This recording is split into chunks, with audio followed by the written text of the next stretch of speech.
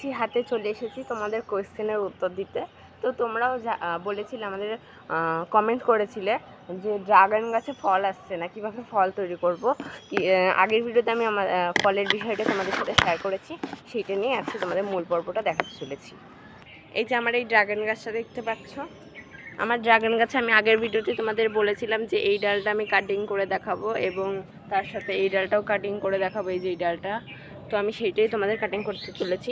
তোমরা কি করবে বলো তো, এই ডালের একেবারে মাথা, এই যে এইটুকু দেখতে পাচ্ছ, এই মাথাটুকু নিয়ে তোমরা কেটে দেবে। দেখো আমি কেটে দিচ্ছি, ভালো করে কেটে দিতে হবে। এই মাথাটুকু তোমরা ধরবে, এরমভাবে ধরে মাথাটুকু ধরে কেটে দেবে, তাহলেই তোমাদের এই ডালটুকুতে ফল চলে আসবে। তো দেখো আমি এটা কেটে দিয়েছি, এই মাথাটা, আর এই মাথাটা আমি দেখো কেটে দিয়েছি, দেখেছো?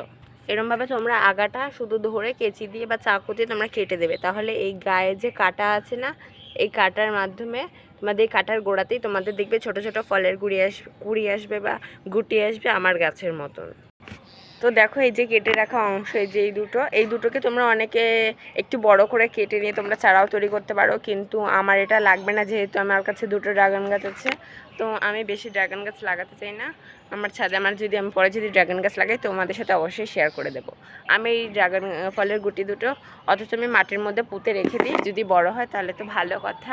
তো এরকমভাবে তোমরা গাছে ফল আনতে পারো। তো আজকে ভিডিওটা এই পর্যন্তই, টাটা।